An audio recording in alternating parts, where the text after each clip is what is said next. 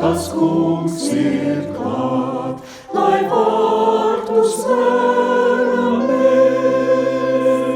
lai katrs, kas vien gaida to steidz saņemties ilgoto, lai debes zeme dzied, lai debes zeme dzied, lai zeme, lai debes, lai zeme dzied.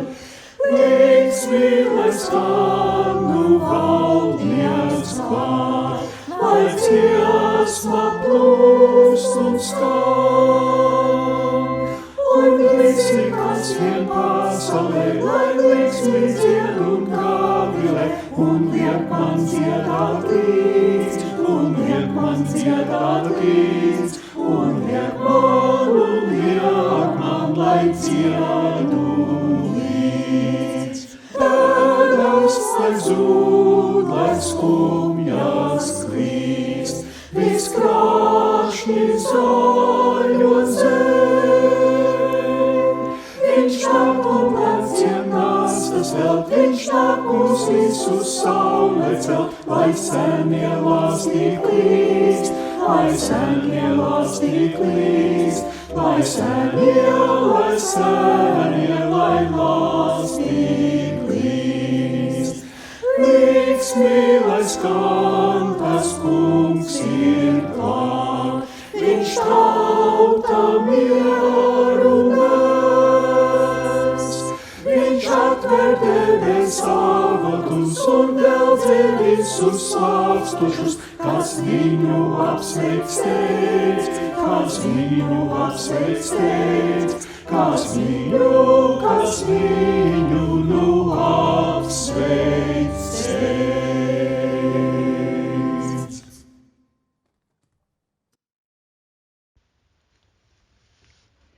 Svētīgi tie, kas Dieva vārdus dzird un pasargā. Lasījums no 148. psalma. Aleluja!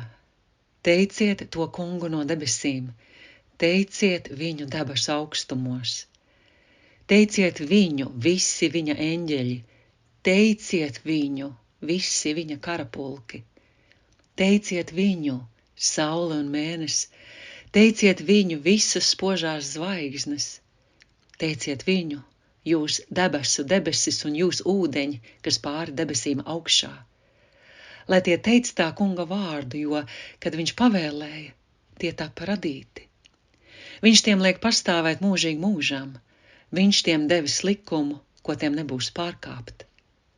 Teiciet to kungu, savus skatus no zemes un jūras augšup raidīdami, jūs, lielie jūras nezvēri un jūs, jūras plūdi. Jūs, uguns un krusa, sniegs un migla, vējš un auka, kas pilda viņa vārdu. Kalni un pakalni, augļu koki un visi ciedru koki. Meža zvēri un visi māju lopi, tārpi un spārnēnie putni. Jūs, ķēniņi virs zemes un visu tautu lielkungi un visi zemes tiesneši. Jaunekļi un jaunavas, sirmgalvi un bērni. Viņiem visiem būs teiktā kunga vārdu, jo vienīgi viņa vārds ir augsts. Viņa dižanums paceļas pār zemi un debesīm.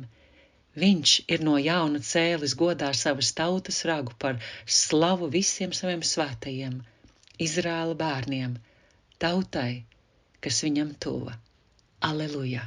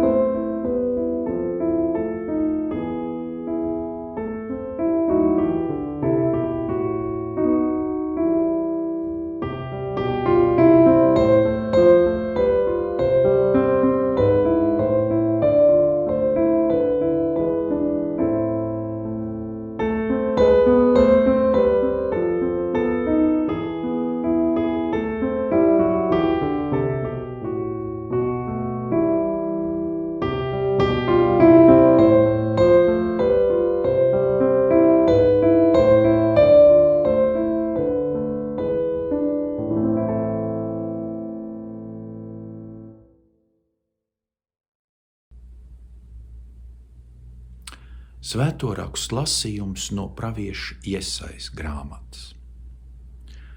Līksmot līksmošu par kungu, mana dvēsele gavilēs par manu Dievu, jo viņš mani ietērpis glābšanas drānās, ietinis mani taisnības tērpā. Kā līgavainim, kā priesterim, devis man galvas apsegu, kā līgavu dārgumiem izgraznojis. Jo kā zeme izsprauc asnus, kā dārs to, kas tur iesēts, tā kungs Dievs sadiedzēs patiesību un slāvu visu tautu priekšā. Es klusu necietīšu Ciānas dēļ, es nerimšos Jeruzālemes dēļ, līdz tās taisnība ausīs kā rīts un tās glābšana degs kā lāpa. Tautas redzēs tavu taisnību un visi ķēniņi tavu godību. Tad tevi sauks jaunā vārdā, kā kungs būs teicis. Tu būsi krāšņs vainags kunga rokā, ķēnišķīgs kronis Dieva plaukstā. Tas ir tā kunga vārds.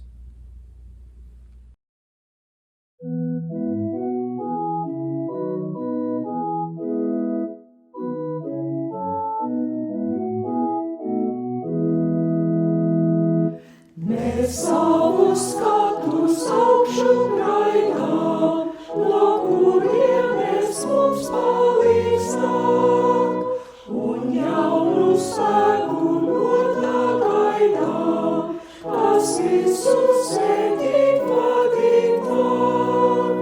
Viņš dzīvību vēl visur rādā, un to ar mīlestību sēdz. Uz gaismas kalniem visus vadā, un katrā bēdās rūpes redz.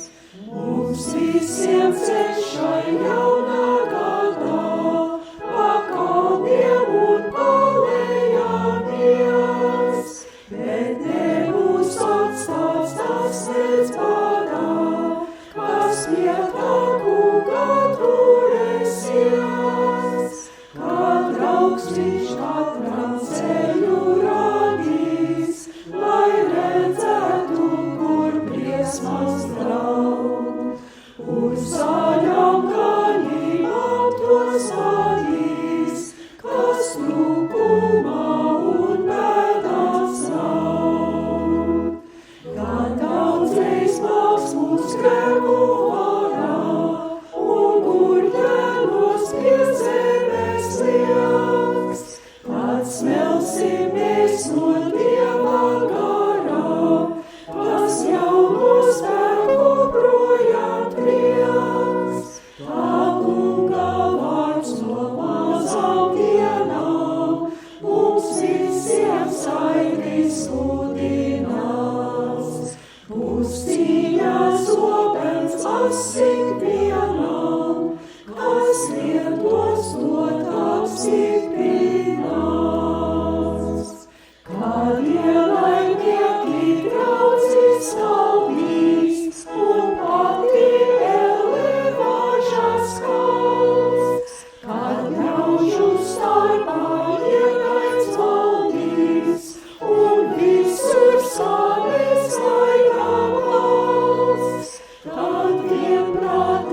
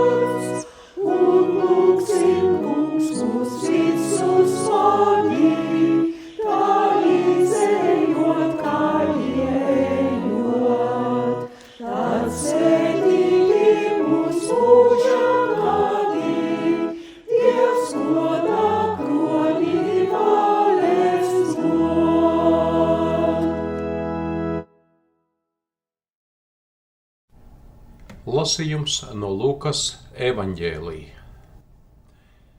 Kad viņu šķīstīšanās dienas pēc Mūzes bauslības bija pagājušas, tie viņu aizved uz Jeruzālemi, lai nestu kunga priekšā, kā kunga bauslībā ir rakstīts.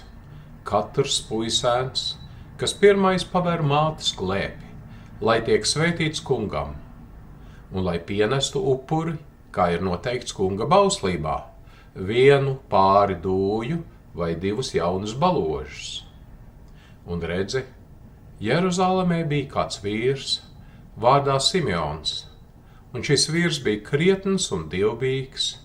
Viņš ilgojās pēc iepriecinājuma Izrēlam, un svētais gars bija pār viņu.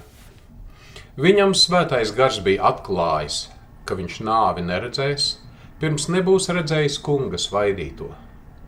Gara vadīts viņš nāca templī, un kad vecāki ienesa bērniņu Jēzu, lai izpildītu pie viņa bauslības paražu, tad viņš ņēma to savās rokās un slavēdams Dievu sacīja: Tagad atlaid, kungs, savu kalpu mierā, kā tu esi sacījis, jo manas acis ir redzējuši tavu pestīšanu, ko tu esi sataisījis visu tautu priekšā, gaismu, kas atklāsies pagāniem, un godību Izrēlam savai tautai.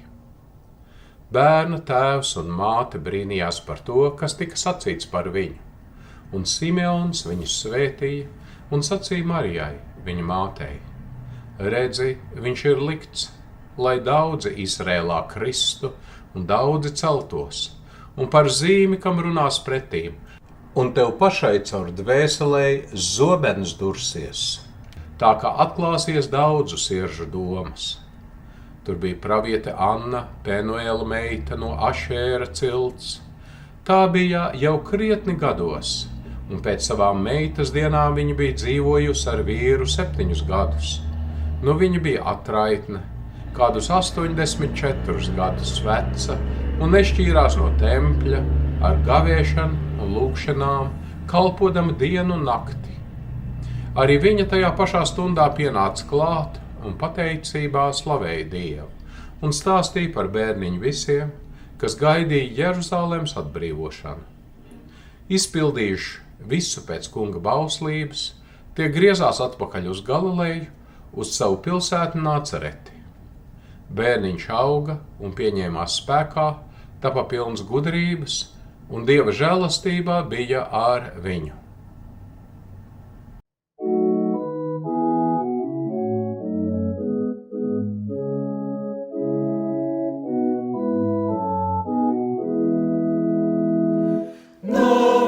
Bija zelta rasa, saltos, klusos pagalmos, ļaudis viņu kopā lasa, ieliek spožos lukturos. Tā nebija zelta rasa, tā bija Dieva dēla vēsts. Katra sirds pēc viņas prasa, naids un grēks virs zemes cēst. Ejiet līgsmī māsās brāļi, Dievs jūs līdzis atpestī. Ciemu ciemos tuvi tāli, mīlestības gaismā spīd.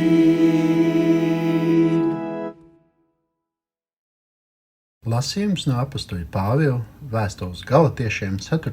nodaļas. Bet, kad pienāca laiku beigas, Dievs sūtīja savu dēlu, kas piedzima no sievietes, piedzima pakļauts bauslībai, lai izpirktu tos, kas pakļauti bauslībai, un lai mēs tiktu pieņemti par Dieva dēliem. Tā kā jūs esat dēli, Dievs sava dēla garu ir sūtījis jūsu sirdīs, kas sauc Abba, Tēvs. Tātad tu vairs neesi vergs, bet gan dēls, un ja dēls, tad caur Dievu arī mantinieks. Āmen. Dieva miers un jaunpiendzimušā dēla prieks, lai ir jums šajā pēdējā 2023. gada dienā. Dievs visas gudrības un apskaidrības avots ienāca pie mums un atklāja sava vārda patieso gaišumu, lai mācāmies, lai iegūstam un varam aiziet no šīs vietas, no šī gada ar jaunām svētām atziņām. To lūdzam tava dēla Jēzus Kristus vārdā. Āmen. Es bieži vien no draugiem un radiem esmu dzirdējusi slavenāko svētku steigas frāzi. Vai, cik žēl, ka tie svētki paiet tādā steigā un skriešanā, ka nav pat laika aizdomāties, priekš kam tad tie Ziemassvētki īsti ir. Ja jums arī ir gadījies sūdzēties par to pašu, tad ziniet, man šorīt jums ir labas ziņas. Šis pēc Ziemassvētku dienu laiks ir vēl viena iespēja svinēt un domāt par svētku galveno ideju. Un vispār jau saskaņā ar tradīcijām Ziemassvētkiem piedarot 12 dienas pareizi, tad šis gada nogales laiks ir tas posms, kad dāvanas ir saņemtas, tās vairs nav arī jāpērk, kas nav patikušas, ir jau atdotas atpakaļ veikalos, arī Ziemassvētku vecīšu braukšana ziemeļbriežos vairs nenotiek. Un mēs varam mazliet sīkāk nodoties visai šai kopīgajai idejai par to, ko tad nozīmē Jēzus iemiesošanās. Mēs esam uz jauna gada un arī jauna posma sliekšņa. Šis ir mūsu laiks, viens no gada it kā šķietami tukšākajiem, bet tomēr mierīgākajiem laikiem, dodot iespēju pulcēties kopā, kaut vai pie datora ekrāna, un padomāt, ko tad īsti mēs pat nosvinējām. Kas bija visa tā svētku trača cēlonis? Apostoļa Pāvela vēstule Galatiešiem, ko dzirdējām, nav tā Bībeles daļa, ko mums pazīstamā iztēle saistīta ar Ziemassvētku laiku, bet ja mēs tā piedomājam par to cītīgāk, pati vēsts ir tik tuva patiesībai, cik vien iespējams atrast. Ja iedziļināsimies šajā rakstu vietā, tā iespējams mums palīdzēs Ziemassvētkus izprast daudz pamatīgāk nekā tikai 12 dienas Jēzus bērna dzimšanas dienas svinībās. Šī rakstuvieta no Pāvela parāda iemiesošanās dabu un sniedz mums labu ieskatu par to, ko tas nozīmēja Dievam un ko tas nozīmē mums. Kāpēc Dievam to vajadzēja? Kāpēc viņam bija vajadzīgs uzvilkt miesas mēteli un kļūt mums redzamam? Kad mēs runājam par Dieva iemiesošanos Jēzu, mēs runājam par Dieva ienākšanu mūsu vidū, ķermenī, kļūstot par cilvēku vārdā Jēzus. Mēs sakām, ka Dievs var un mēdz pastāvēt bez miesas, kā gars, tādā formā, kā mēs to neredzam un nevaram apčamdīt, taču mēs sakām, ka Jēzu Dievs ir kļuvis pilnībā klātesošs cilvēka miesā, tādā ķermenī, kas ir ne tikai aptaustāms un apskatāms, bet kurš ir arī pakļauts visiem tiem pašiem miesiskajiem ierobežojumiem, kā mūsu ķermenis. Un tieši tas ir tas, ko Pāvils apraksta savā 1. pantā. Bet, kad pienāca laiku beigas, Dievs sūtīja savu dēlu, kas piedzima no sievietes, piedzima pakļauts bauslībai, un lai mēs tiktu pieņemti par Dieva dēliem, bērniem. Pirms mēs vispār sākam domāt par to, kāpēc Dievam tā vajadzēja darīt, vai kādu ietekmi tas atstāja uz mums, šis ir pavisam ārkārtējs žests. Lielākais no Ziemassvētku stāstu brīnumiem nav fakts, ka jaunava palika stāvoklī, bet gan tas, ka Dievs kļuva iemiesots.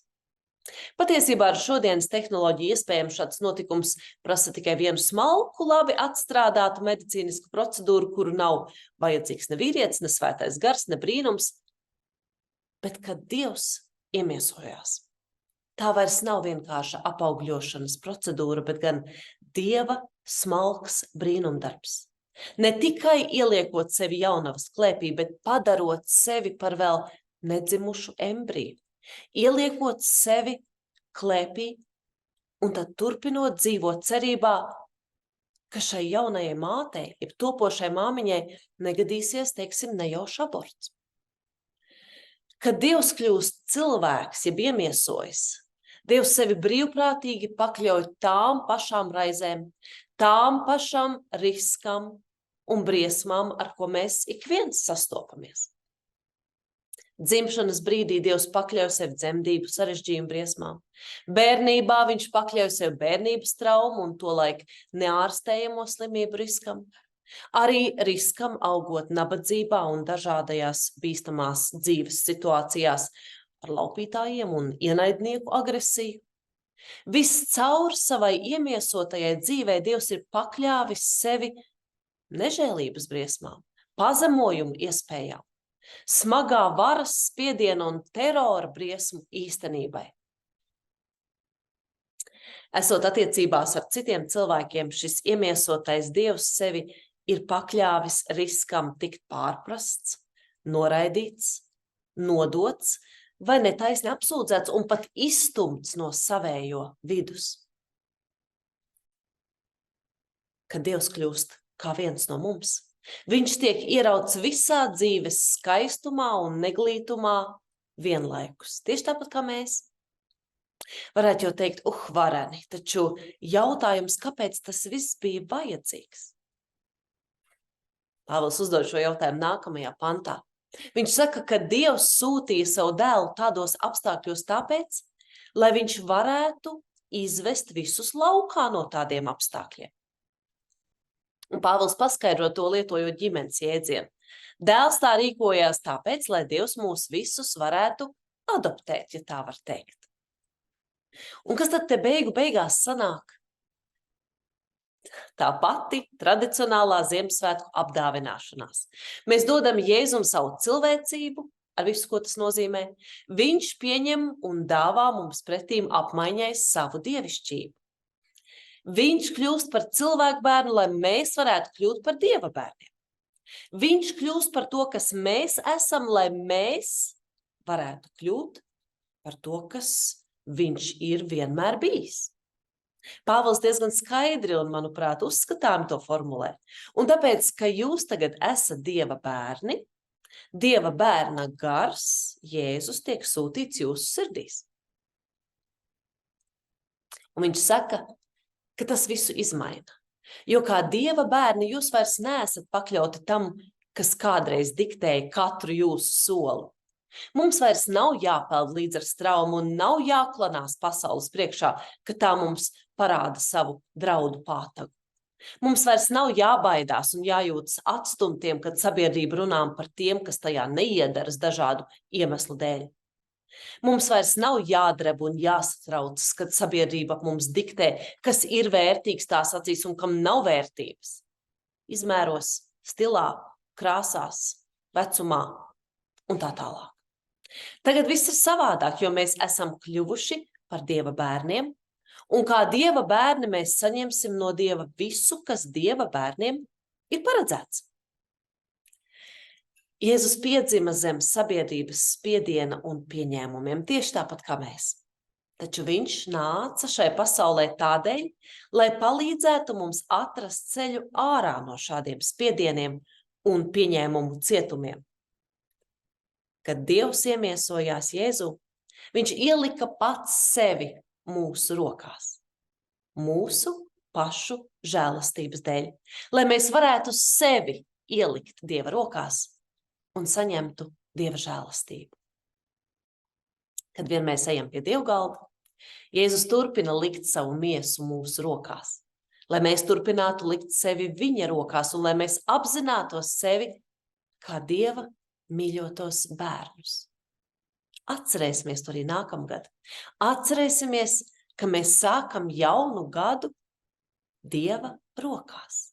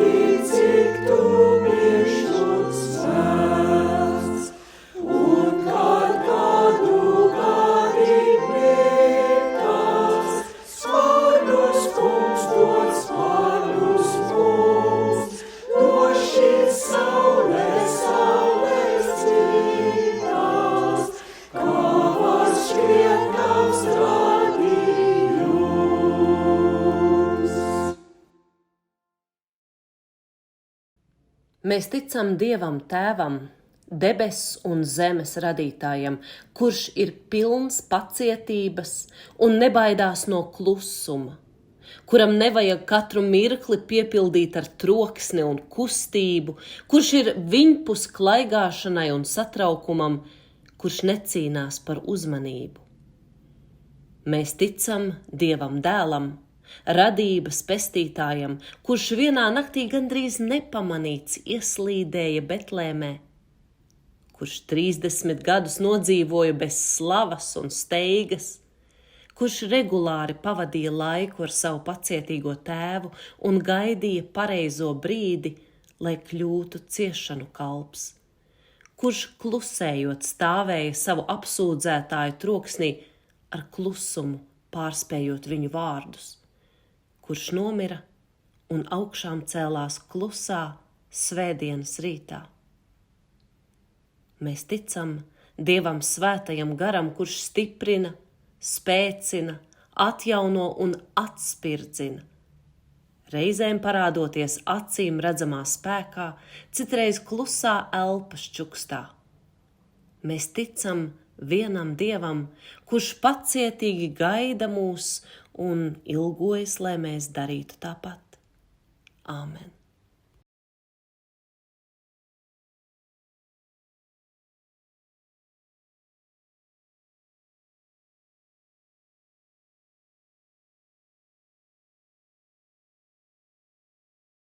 Mūsu Tēvs debesīs, svētīts lai top tavs vārds, lai nāk tava valstība, tavs prāts, lai notiek kā debesīs, tā arī virs zemes. Mūsu dienišķo maizi dod mums šodien, un piedod mums mūsu parādus, kā arī mēs piedodam saviem parādniekiem. Un neieved mūsu kārdināšanā, bet atpestī mūs no ļauna, jo tev pieder valstība, spēks un gods mūžīgi mūžos. Āmen. Tas kungs, lai tevi svētī un pasargā. Tas kungs, lai apgaismo savu vaigu pār tevi un ir tev žēlīgs. Tas kungs, lai paceļ savu svēto vaigu uz tevi un lai dod tev savu mieru. Āmen.